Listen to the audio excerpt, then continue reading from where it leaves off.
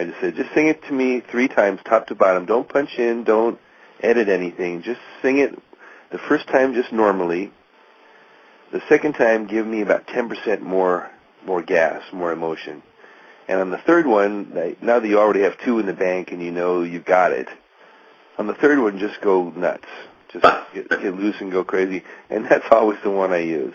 Is that right? I didn't expect it to be, but that is the way it happened every time.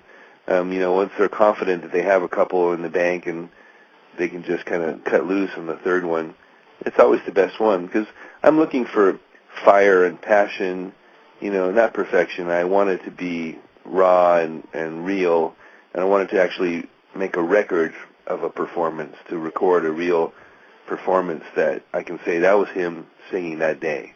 Same with my own stuff. My own personal standard is even higher. It's even worse. My personal standard is no punching in, no editing. I play all my tracks from beginning to end, and if I don't make it all the way through without making a mistake, I start over. Wow. And that's how I get better. And that way, when I listen to one of my guitar solos, that's actually me playing that day, top to bottom. That's a complete performance. No editing, no piecing together the best bits from 5 different solos like people do so much these days with the new digital equipment. You can do all kinds of fixing it up. Well, I didn't want to do any of that. I wanted it to be completely old school. So everything's played by hand in real time. There's no studio trickery involved whatsoever. That's cool. So there's even the vocals aren't comped from the 3 different performances or anything like that? No. I was ready to comp. I would sit down to comp, and I'd go through them and take notes, and I'd go, this third one is the best one by far. Yeah. That's what I would do. And so I think that's one of the reasons it's got a little bit of a live sound, because it wasn't recorded that way, but the intention was that way, and I tried to keep as much live nuance to it as I could. Very good, very good. Do you find that working with singers as a producer is really different than working with instrumentalists as a producer, because they tend to be more sensitive? It is. You need a bedside manner. You definitely. It's funny because I learned that with Ann, because if there was a certain one single line that we didn't think she had a good performance of, if you told her what line it was, forget it. She would get self-conscious about that line every time the line came up, or if you have her sing the same line over and over again 10 times, it would never work. If we needed to catch one line, we would have her sing the whole song again, and she wouldn't know which line it was that we're looking for. Is that right? Yeah, because singers are funny that way. It's all about confidence and... Right, like it plants a little tripwire in their mind. Yeah, it's like an actor is, and you don't want to exactly tell them what you're looking for, and because they'll kind of tighten up right when you need them not to tighten up. So yeah, I do find that, and that was one of the reasons why I told them, don't start, don't stop, just sing it all the way through, get into the song.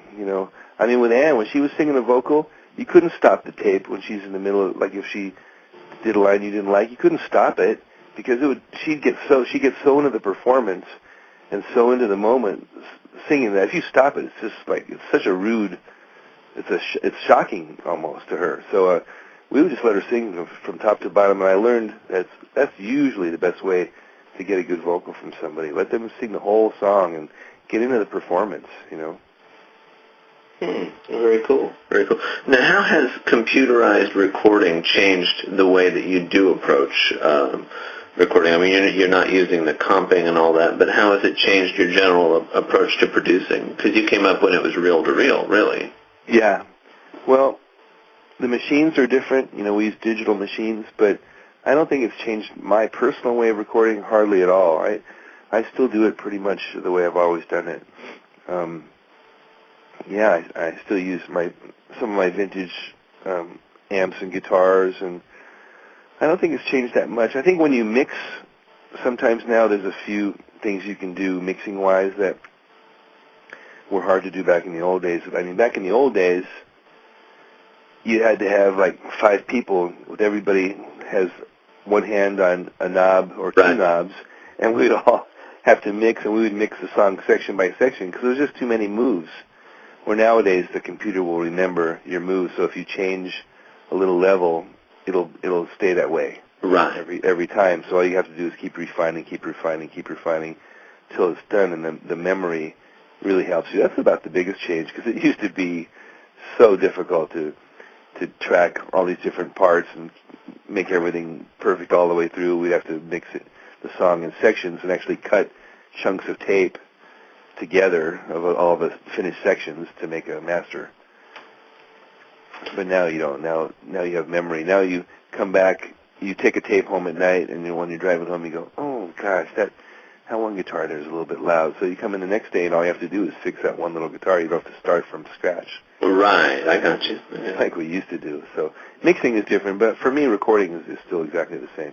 That's cool, because, most bands, of course, have started to basically just, like, it drives me crazy when I hear somebody's record and it's obvious that they've flown in the chorus, like they sang it once and then pasted it to every other. No, that is so lame, because it's absurd. It doesn't sound right either, because, every time you sing it, it has different little inflections. And after you hear a song 100 times, you can identify that kind of stuff. Those little details, I never went with the idea of, well, we'll just sing the chorus once and we'll fly it in all 5 times you hear it in the song. And go, wait a minute. If it happens 5 times, we should sing it 5 times. That's crap. Yeah, I agree. But the point I always make, I always go back to Led Zeppelin or The Who or the Beatles or anybody. If you took those great rock records and you put them in perfect time and then you put them in perfect pitch and all that, they wouldn't be those records anymore. They absolutely wouldn't. Well, here's a fact for you. Bruce Springsteen overdubs imperfections. If they have a track that's too perfect, he'll go in there and he'll fix it in the opposite way. Is that right? Yeah, he'll make it a little rougher. It's not supposed to be perfect. If it was perfect, it sounds strange. Like you're saying, some of those records that are assembled or records that are produced by computers, it doesn't sound right. It doesn't sound human to me. I don't get that. I don't see why people would strive for perfection. You can see it all around you today. The equipment gets better and better, and the music keeps getting worse. Exactly. I mean, how does that happen? That's because people aren't even trying anymore. They let the computers do all the work. My 9-year-old can do a track on GarageBand that sounds pretty good. Yeah. And he doesn't know what he's doing. He's just grabbing loops and putting them together and trying stuff out, and he comes up with stuff that's halfway decent. I mean, he could be making records in another year or two if he works on that with that style. I mean, that's much too easy. Yeah. No, I agree with you, because everything becomes, there's a sameness to all of that. There isn't any individual merit to any of it. And then the thing now with the auto-tune, where anybody can sing, and it comes out sounding perfect. In fact, some of the people use it, turn it up so high that it kind of sounds robotic, and that's the new effect, the hip new effect that everybody's using, is they overusing the auto-tune. Right. So it makes the notes all sound perfect. And to me, number one, that doesn't sound attractive. It doesn't sound like a person's really singing. And B, you're making stars out of people that don't have any talent, and that's no good, because then they go out and try to do a live gig, and people go, wait a minute, what the heck? Yeah, or even worse, the thing for me is when you go and you're at a show and you can tell that they're playing to a click track that's been synced so that certain parts can be triggered even live. Oh yeah, absolutely. And you hear bands that have horn parts and keyboard parts, and there's no keyboard player even on stage. Yeah, or they're singing along to a guide vocal, and that drives me insane. Yeah. They have a tuned vocal in their head, in their ears. Uh-huh. And it's keeping them on key a little closer. In fact, some artists, I won't name any names here, but this really happens.